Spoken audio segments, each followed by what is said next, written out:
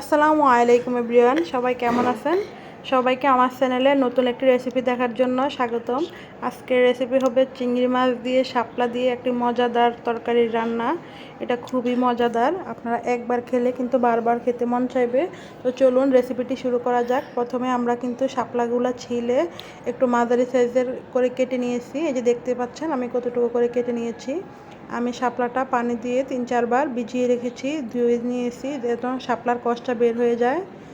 ভালোভাবে পরিষ্কার করে নেওয়ার পরে আমি একটা পরিষ্কার হাঁড়িতে শাপলাগুলো ঢেলে নিয়েছি। এবার এগুলোর মধ্যে কিছুটা লবণ দিয়ে আমি শাপলাগুলো মাখিয়ে রেখে দিব। এতে করে কিন্তু শাপলার যে একটা কষ থাকে সেই কষটা বেরিয়ে যাবে এবং শাপলাগুলো অনেকটাই নেতিয়ে পানি বের হয়ে যাবে, এক্সট্রা পানিটা। তো আমি এবার আধা ঘন্টা পরে শাপলাগুলা থেকে চিপে চিপে সেই রসটা বের করে নিচ্ছি এবং দেখেন কি পরিমাণ কালো কষ বের হয়েছে শাপলা থেকে। এগুলো আমি ফেলে দিব এবং এই শাপলাটাই আমি রান্না করব। এতে করে শাপলা রান্নায় কিন্তু কালারটা খুবই সুন্দর আসবে। আর আমি নিয়ে নিচ্ছি গুঁড়া চিংড়ি, আমি কেটে বেছে ধুয়ে পরিষ্কার করে নিয়েছি। এবার আমরা রান্নার মূল প্রসেসে চলে যাই। প্রথমে আমি একটি চুলাতে কড়াই বসিয়ে তাতে দিয়ে দিলাম পরিমাণ মতো সাদা সয়াবিন তেল। তেলটা ভালোভাবে গরম হয়ে গেলে দিয়ে দিব প্রথমে পেঁয়াজ কুচি, তারপরে রসুন কুচি এবং 3-4টে কাঁচামরিচ কেটে দিয়ে দিয়েছি। আমি একটু বেশি পরিমাণে পেঁয়াজ রসুন দিয়েছি, এতে করে টেস্টটা খুব ভালো হয়। তো পেঁয়াজ কাঁচামরিচ ও রসুনটা আমি ভালোভাবে একটু লালচে করে ভেজে নিব।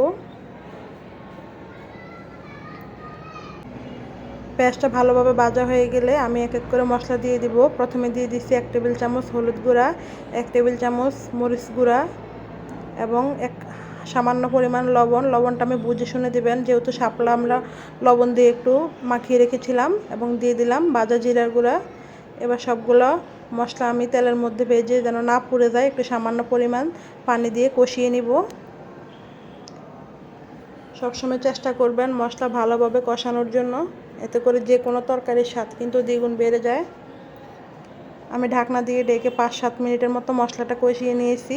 এখন দিয়ে দিব সেই চিংড়ি মাছগুলা। এবার চিংড়ি মাছগুলো দিয়েও আমি ঢাকনা দিয়ে ঢেকে 10 মিনিটের মতো কষিয়ে নিব।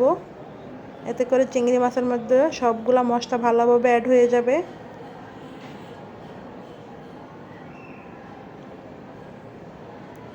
চিংড়ি মাছগুলো ভালোভাবে কষানোর পরে আমি এখন দিয়ে দিব সেই ধুয়ে বেছে রাখা শাপলাগুলা।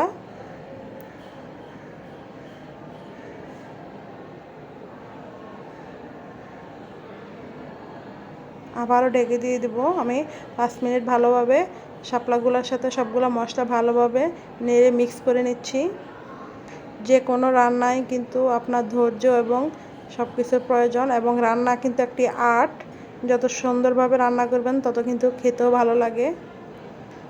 এই যে দেখুন, আমরা লবণ দিয়ে শাপলাগুলা ভিজিয়ে রাখার কারণে কষটা বের হয়ে গেছে, যার কারণে শাপলার কালারটা কিন্তু একই রকম আছে। আর আপনারা যদি ওইভাবে নেন তাহলে কষের জন্য কিন্তু তরকারির কালারটা চেঞ্জ হয়ে যায়। আমার কিন্তু শাপলা রান্নাটা দেখেন ভালোভাবে শাপলাটা কষানো হয়ে গিয়েছে। আপনারা একবার হলো এভাবে ট্রাই করে দেখবেন এবং কেমন হয়েছে আমাকে অবশ্যই জানাবেন। এখন আমার রান্না কিন্তু প্রায় শেষ। এই পর্যায়ে আমি এসে দিয়ে দিলাম ধনেপাতা কুচি এবং 3-4টা কাঁচামরিচ আমি মধ্যখান দিয়ে ছিঁড়ে এভাবে দিয়েছি সুন্দর একটা গ্রানের জন্য।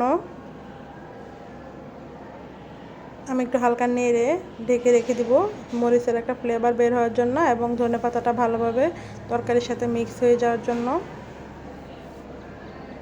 আমি আলতো হাতে করেছি যেন, এখন কিন্তু তরকারিতে কিন্তু অত ঝোল নেই, আমি একটু কষা কষা মাখা মাখা রাখবো।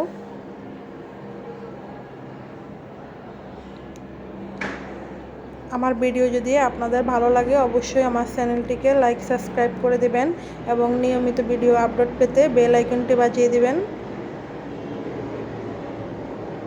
এখন আমি চুলাটা বন্ধ করে তরকারিটা পরিবেশন করে নেব।